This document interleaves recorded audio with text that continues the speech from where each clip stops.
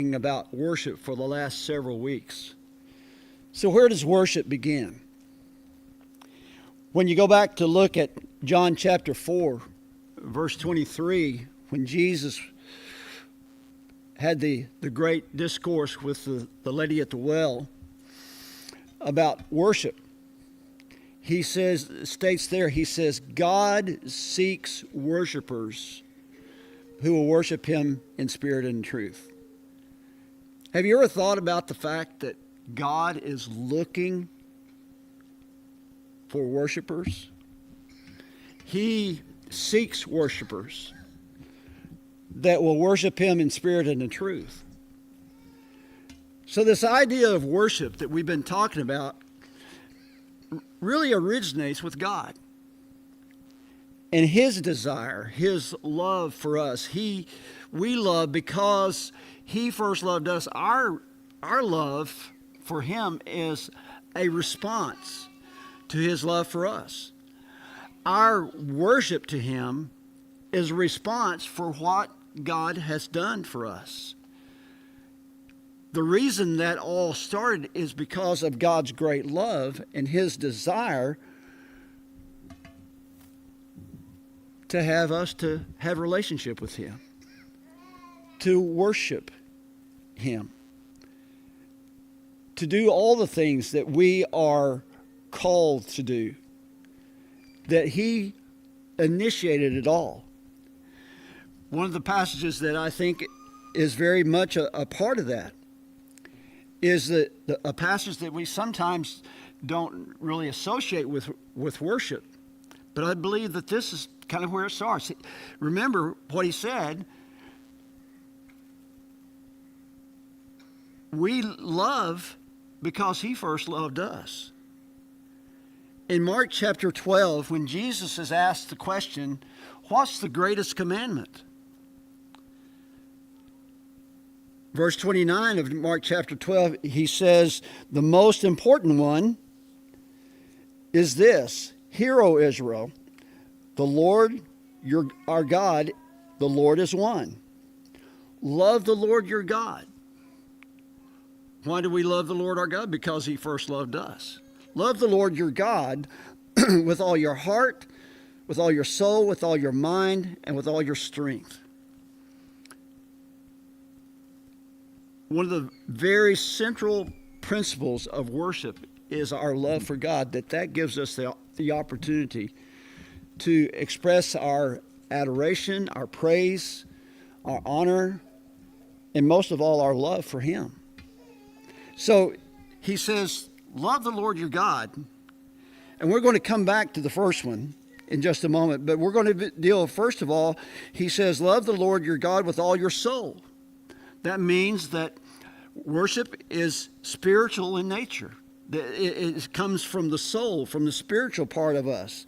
He says, love the Lord with all your mind.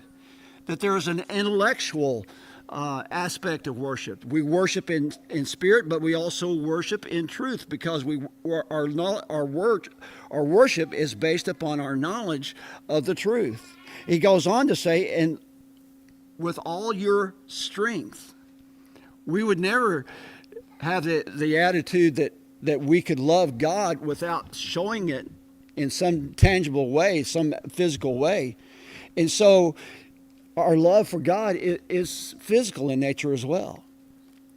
But go back to the first one. He says, love the Lord your God with all your heart. What does that say to us? It says that our heart is involved. And when we talk about the heart, it's the seat of emotion. Excuse me.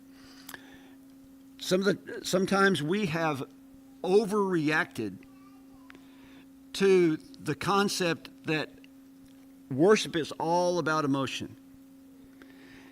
And instead of coming back and saying, well, no, it's not all about emotion, but it is about emotion. We've almost thrown out the baby with the bathwater and said, well, if it's not all about emotion, then we can't really have emotion in worship. But that's not what this is implying, I don't believe. He says, love the Lord your God, first of all, with all your heart. And it is a part of the heart. It's part of the seat of emotion in the human being that worship comes from, that it is emotional. And I don't know if you probably don't go through it every worship service, every worship assembly. But surely somewhere along the line there has been a worship service in which you shed a tear. There's been hopefully a worship service where you had so much joy in your heart that you could hardly contain yourself.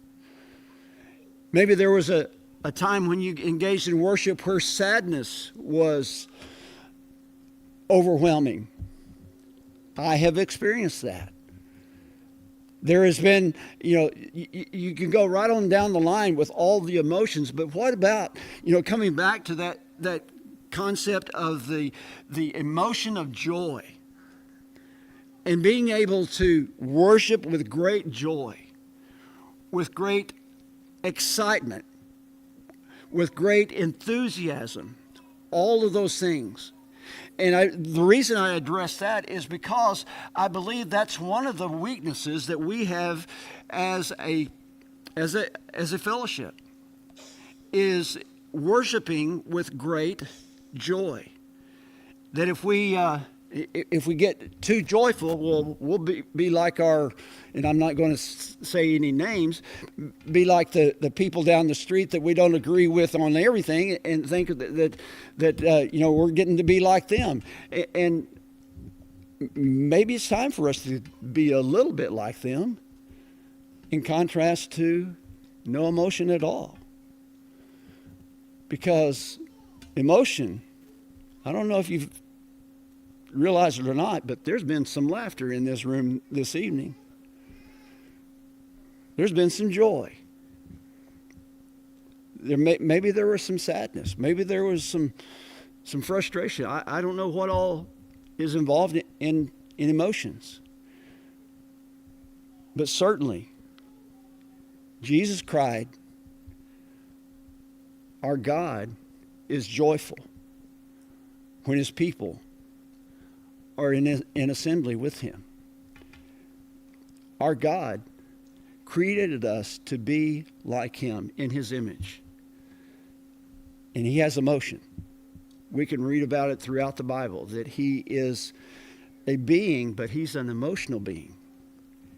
And so it's okay for his creatures, the people that he has created, to be emotional as well. Because you see, it really is, when people become Christians, it's an emotional response. I realize, hopefully it's based upon truth, on knowledge, all of those things. But most of the time, I believe every single one of us can attest to the fact that when we became a Christian, there was a lot of emotion involved. And so that's okay. It's okay for us to be joyful when we praise God, when we sing, when we're assembled, and whatever it might be. It's great for us to be joyful to hear Grant in the aisleway right here. That's part of being a family. This evening, if you're not a Christian, it would be a great time of joy for us to be able to witness your baptism into Jesus Christ. And if you are a Christian and you just need the prayers and encouragement of this church, we will surround you and pray for you and help you with anything that you might be dealing with. If you need to respond, please come as together we stand and sing.